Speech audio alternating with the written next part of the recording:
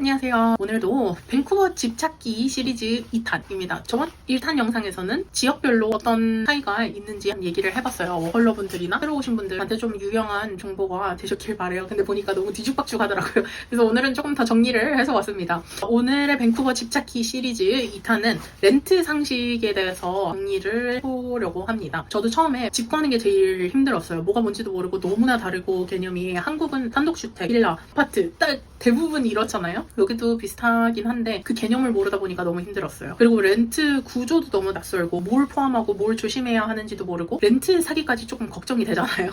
그래서 이 영상 하나로 밴쿠버 렌트에 대한 기초부터 실전 꿀팁까지 다 정리를 조금 해서 나눠드리려고 합니다. 일단 렌트 타입을 한번 정리를 해볼게요. 첫 번째는 full rent, 장기 전체 렌트. 대부분은 1년 계약이죠. 짧으면은 6개월? 근데 대부분 6개월은 없으실 거예요. 한 1년 정도가 평균일 거예요. 본인이 집 전체를 렌트를 하고 계약까지 직접 하는 방식이에요. 집주인과 공식 BC Residential Card, 집주인과 BC Residential Tenancy Agreement를 작성을 하시게 되실 거고요. 원룸 기준 월세, 원룸이라는 게 one bath, one bed. 진짜 조금 저렴한 콘도에 사시면 저 2,000 초반부터 시작을 하시게 되실 거예요. Average 2,300, 200 정도 하지 않을까 싶어요. 요즘 집세가 많이 올라갔고 보통 커플들이나 가족 단위로 장기 거주자에게 되게 적합한 옵션인 것 같아요. 정말 잘 아는 친구분들끼리 가족, 먼 친척이라도 같이 살게 된다면은 적합할 것 같습니다. 두 번째는 sublet, subrent. 이거는 기존 세입자가 본인 계약 하에 일부 공간을 빌려주는 형태죠. 예를 들어서 제가 풀 렌트를 하고 다른 방이 남으면 리스를 주는 거예요. 그래서 sublease, sublet, subrent라고 불러요. 단기나 아니면 유연한 계약 조건에 조금 유리하죠. 대부분 3개월, 진짜 짧으면은 뭐 한 달,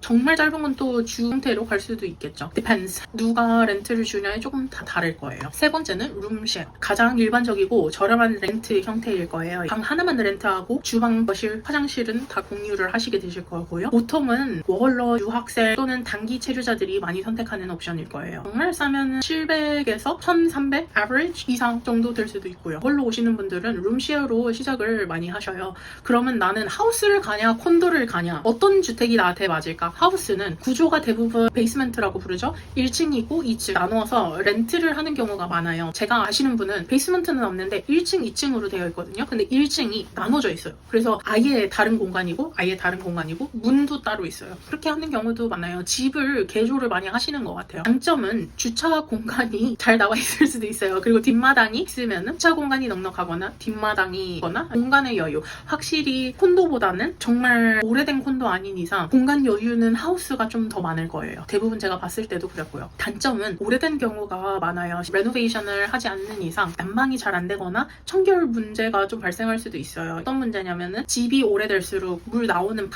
파이프들도 물론 교체를 하면 너무 좋지만 교체가 안 돼 있을 경우 물도 깔끔하지 않을 수 있다는 점을, 이 물에 민감하신 분들은 샤워하실 때 필터기를 쓰고 하셔야 되는 분들도 있잖아요. 그 부분을 좀 잘 생각하시면 도움이 되실 것 같아요. 콘도는 구조가 아파트처럼 깔끔하고 시설이 좋아요. 보안도 너무 좋고 엘리베이터도 있고, 다만 좀 단점이 있다면 신축일수록 룰이 조금 까다로울 수도 있어요. 제가 나중에 콘도에 대해서, 하우스에 대해서 좀 더 자세히 그 다음 영상에 한번 알려드리도록 할게요. 오늘은 이 제너럴한 것만 조금 알려드리고 넘어가도록 하겠습니다. move-in fee가 있어요. 얘기한 것처럼 이 move-in fee가 뭐냐면 엘리베이터를 빌리시는 거예요. 원래 있어요.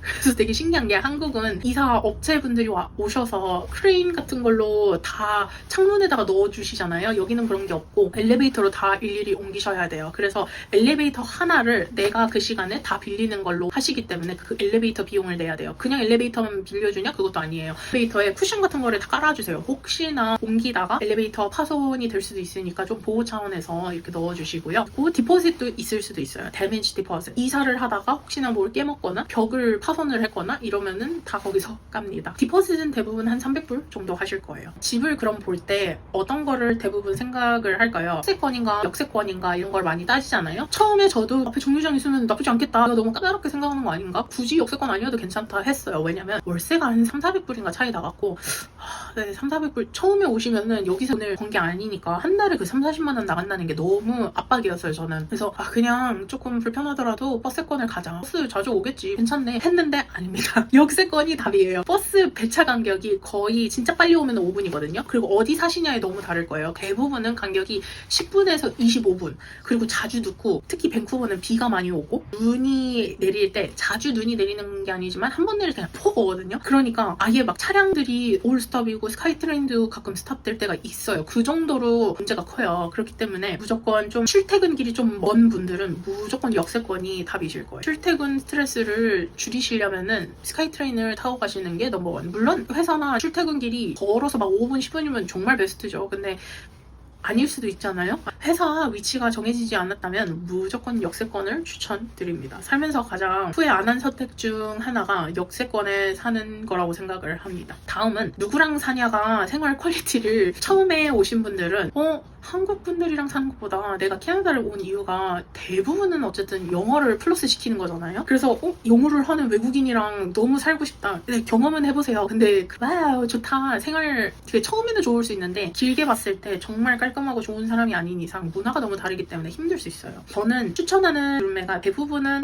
한국인, 동아시아인, 아니면 문화가 조금 유사하신 분들, 생활 패턴이 비슷하신 분들을 선호해요. 일단 청결이 중요하고, 이제 유튜브를 보시면은 어떤 분들이 이제 리뷰를 남겨놓으시잖아요. 집값이 싸다고 해서 들어갔는데 11시, 12시, 거의 새벽 2시까지 자기들끼리 밖에서 이야기하고 향신료 냄새 나고 잠도 못 자고. 제가 그랬었거든요. 1층에 인도 분들이 살았는데 전 10시, 11시면 자야 되는데 계속 냄새가 막 타고 올라오는 거예요. 물론 대만 냄새는 아니긴 하지만 대만 냄새면 진짜 뛰쳐나갔을 것 같거든요. 근데도 그 향이 너무 세서 잠을 못 잤어요, 저는. 그런 게 너무 중요할 것 같아요. 그래서 피해야 할 룸메 유형이 있다면은 넘버원은 아이가 있는 가족. 소음 이슈가 생각보다 심할 거예요. 아이가 너무 착하고 너무 좋고, 저도 아이를 너무 사랑하는 입장이긴 하거든요. 근데도 내가 힘들고 내가 여유가 없고 하는데 아이가 막 위층에서 뛰어다니고 게 있는데 막 울고 그러면은 정말 못 살아요. 전 못 살 것 같아요.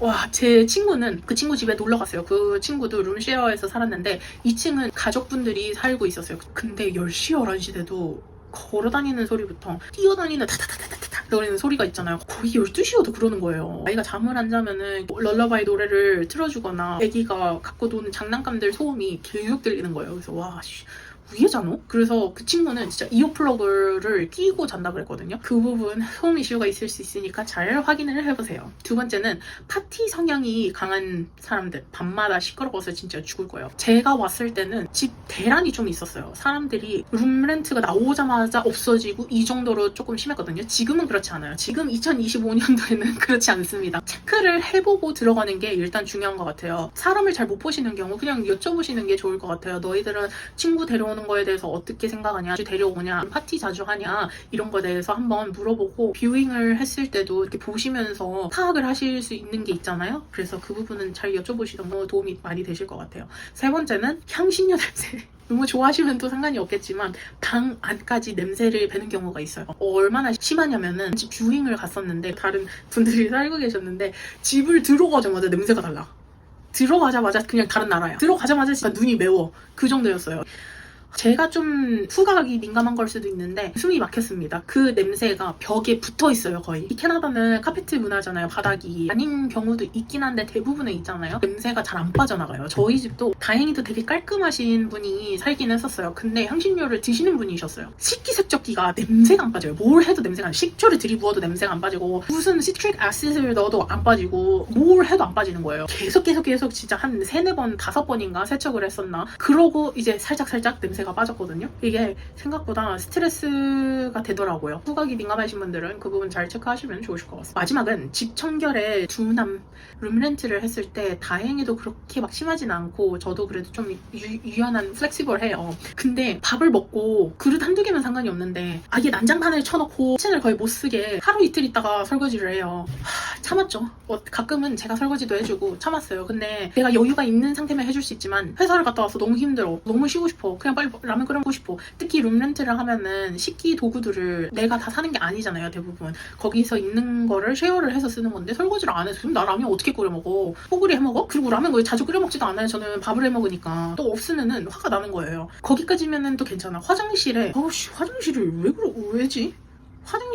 화장실 일단 샤워를 할 때 머리카락 다 쌓여있는 거를 안 빼는 거예요. 또 그 부분도 좀 되게 스트레스였고, 하부 바닥에 머리카락 다 해놓고 일주일에 한 번씩 이제 돌아가면서 화장실 청소하는 날이 있어요. 깔끔하게 청소하는 거를 선호해요. 근데 다른 분이 있을 때는 진짜 깔끔하지가 않은 거예요. 그냥 다 그 묵은 때 다 있고. 그래서 확실히 집 청결 상태도 잘 확인을 하고 들어가시는 게 좋을 거예요. 싸다고 계약했다가 룸메 때문에 고생하는 사례가 너무 많아요. 그렇기 때문에 무조건 체크해야 됩니다. 오히려 그 사람들이 나를 깐깐히 보는 게 좋은 사인일 수도 있어요. 이상한 사람이랑 살고 싶지 않다라는 거죠. 그 사인이겠죠. 렌트를 주시는 분이 나한테 엄청 까다롭게 뭘 물어본다? 다 얘기해줘요. 너무 좋아. 나도 이런 가치관을 갖고 있기 때문에 난 너무 좋다라는 걸 무조건 어필을 해요. 깐깐히 물어본다고 막 그렇게 화내는 것보다 오히려 리스를 줄 때 그분들이 깐깐하게 물어보는 게 오히려 더 좋을 수도 있어요. 그래 너 들어오고 싶어? 들어와. 이런 데를 주의 깊게 잘 살펴보셔야 될 거예요. 다음은 렌트 외 기타 비용들. 일단 보증금이 있어요. BC 주는 보증금 법의 기준으로 보면은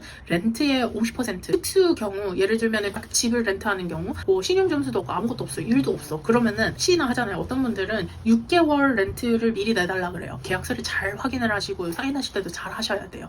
물론 괜찮은 분들도 있어요. 제 지인분들도 그렇게 해서 계약을 한 적이 있어요. 그러고 이제 문제가 없었죠. 근데 잘 확인을 하셔야 됩니다. 다음은 security deposit이 50%라고 말씀을 드렸잖아요. 예를 들면은 집 렌트가 2,000불이면은 보증금은 얼마다? 1,000불입니다. 그거 리시트 다 받아 놓으셔야 되고, 현금을 안 주시겠지만 다 기록에 남기시고, 기록 메모에다가도 뭐뭐뭐뭐다라고 다 남겨 놓으셔야 돼요. 무조건. 다음은 전기세. BC 하이드로.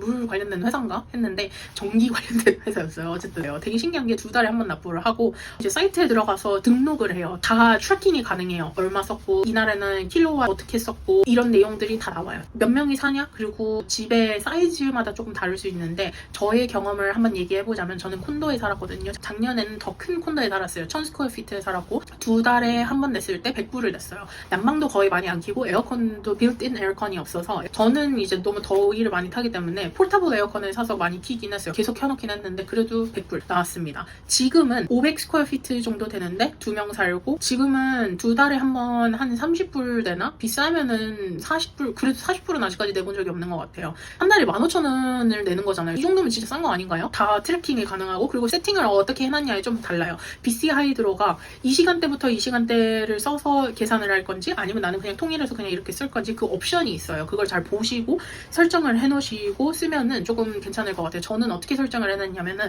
피크 시간대는 이 금액이고 피크 아닐 때는 이 금액. 그래서 피크 아닐 때 쓰면은 전기세가 조금 더 싸죠. 그래서 그 옵션으로 바꿔봤거든요. 그렇다 보니까 조금 싸진 것도 있나 싶긴 해요. 근데 생각을 해보면 그 전 집에는 인덕션을 썼고 지금 집에는 가스를 써요. 그래서 좀 다른가 싶기도 해요. 그리고 난방 온수 자주 써도 평균은 크면은 1000스퀘어피트 다 했을 때 진짜 100에서 진짜 비싸면 130, 근데 130도 안 나왔던 것 같아요. 어떤 분들은 진짜 무슨 막 2, 300을 낸다 그러는데 2명이서 사는데 막 2, 300을 낸대요. 그래서 이해는 안 되겠는데 저는 그랬습니다. 다음 물세. 대부분 렌트비에 포함이 돼 있지만 풀 렌트는 별도일 수도 있어요. 이게 하우스에 사냐 또는 콘도에 사냐가 너무 달라요. 왜냐면 하우스는 낼 수도 있거든요. 근데 콘도는 안 내요. 스트라타피라는 그 관리비가 있어요. 근데 그 관리비를 집주인이 다 내요. 그렇기 때문에 물세가 없어요. 그게 개꿀인 거예요. 콘도에서 계속 살았으니까 물세는 없었어요. 그 처음에 와서 살았던 룸 렌트도 모든 게 다 포함이 되어 있었기 때문에 따로 물세는 안 냈습니다. 다음은 인터넷 요금. 대표 회사가 텔러스, 쇼, 노버스, 옥시오 등등 챗GPT한테 물어보시면 다 나오실 거예요. 저희는 벌써 2년째 쇼를 쓰고 있거든요. 나쁘지 않습니다. 생각보다 게임하고 다 할 수 있어요. 얼마 내냐면은 원래 계약을 했을 때 한 달에 60불 내는 걸로 했거든요. 근데 최근에 좀 할인 받아갖고 한 달에 지금 50불 정도 내고 있어요. 저희는 브로커를 통해 가입을 했고요. 가입을 하면은 할인이 있어요. 달달이 하는 할인들이 있거든요. 그런 거를 빠삭히 잘 알고 있기 때문에 잘 문의해보시면 좋으실 것 같아요. 저는 어떻게 했었냐면 처음에 캐시백 크레딧 같은 게 있었어요. 그래서 계약을 하면은 거기서 저한테 크레딧을 150인가 130을 넣어줬었어요. 근데 계약을 이제 몇 년 하셔야 되고 스피드마다 또 다르겠죠? 저희는 1기가 스피드 쓰고 있는데 이제는 5만원 내고 있습니다. 만약에 룸렌트인 경우는 다 포함이 되어 있지만 유닛을 내가 딱 해서 한다 그러면 직접 설치를 해야 되니까 잘 알아보시면 또 좋으실 것 같습니다. 다음은 move-in fee. move-in fee는 콘도에만 거의 적용이 되실 거예요. 제가 타운하우스나 아파트는 아직 안 살아봐갖고 잘 모르겠는데 콘도는 입주 시 엘리베이터 예약 비용이 있어요. 언제 이사할 건지 스트라타나 빌딩 매니지 하시는 분한테 미리 알려야 돼요. 개인적으로 저는 이메일을 다 보내놓고 거기에 예약 날짜랑 시간이랑 다 알려드리고 보내드린 거 송금해드린 거 다 다 거기다가 찍어서 스크린샷해서 같이 첨부해서 보내거든요. 대부분 무브인 피가 정말 싸면 100 정도 하지 않을까요? 비싸면 150 정도 될 것 같아요. 여기도 130 됐던 것 같아요. 빌딩마다 좀 차이가 있어요. 엘리베이터를 빌리는데 엘리베이터만 빌려주는 게 아니라 다른 사람들 못 쓰게 나만 빌릴 수 있어. 다른 층에 멈추지도 않아. 내가 가는 층에만 딱 멈춰요. 하고 패딩 딱 이렇게 다 깔아주고요. 혹시나 옮기다가 엘리베이터 파손이 될 수 있으니까 쿠션 같은 거를 다 깔아주세요. 그리고 플러스 디포짓 250에서 300 정도 했던 것 같아요. 그 전집에도 저희가 300불을 디포짓을 냈고 혹시나 파손될 수도 있으니까 이사가 끝나면 돌려주실 거예요. 그 스트라타 매니저분들이 다 체크를 하세요. 혹시나 파손된 게 있나.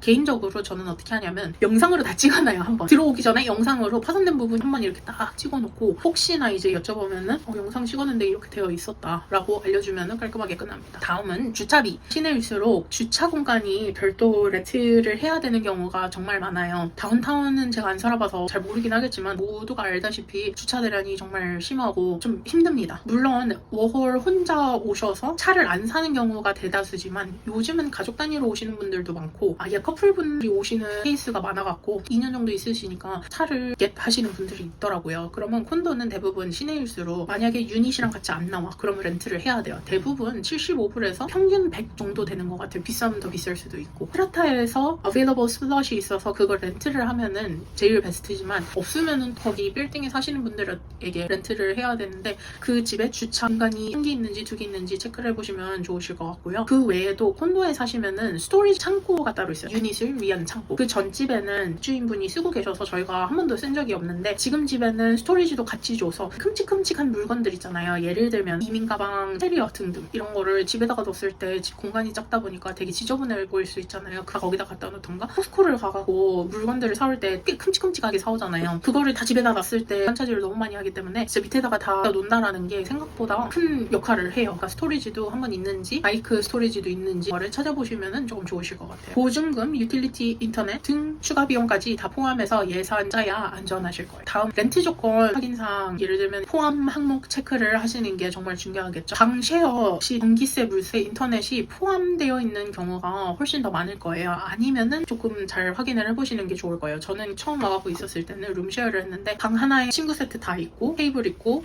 쉘프 있고 클로젯 있고 그리고 식기들 다 쓸 수 있고 화장실에 휴지나 등등 다 주셨어요. 그거 해서 1000불. 근데 지금 생각해보니까 그 지역을 고려했을 때 좀 비싼 것 같았어요. 확인을 해보시고 하시는 게 좋으실 거고요. 일부는 화장실, 세탁세제, 청소용품까지 포함이 되나 한번 확인을 해보시면 좋을 거예요. 저는 세탁세제랑 청소용품 쿠폰까지 다 해주셔서 그래도 나쁘진 않았어요. 싸지는 않는데 또 막 엄청 비싸다 이런 게 아니어갖고 나쁘진 않습니다. 홈스테이의 느낌의 쉐어는 대부분 문화적으로 좀 봤을 때 필리핀 분들이 진짜 많아요. 되게 따뜻한 분들이 많아요. 제 경험상으로는. 물론 좀 오지랖퍼인 분들도 많긴 하거든요. 아이가 있는 집이 대다수예요. 그렇기 때문에 잘 확인을 해보시고 홈스테이일 경우는 800불에서 지역마다 좀 차이가 있지만 800불 이하인 경우도 있으니까 잘 찾아보시면 좋으실 것 같아요. 렌트 조건에 싸다고 좋은 조건이 아니고 포함 항목을 확인을 잘 하시는 게 정말 중요하실 것 같아요. 정리하자면 오늘 영상에서는 이제 밴쿠버 렌트 상식을 총정리해드렸어요. 렌트 방식, 타입, 시선점, 룸매 주의 상황, 추가 비용까지 실제 상황에 필요한 것만 조금씩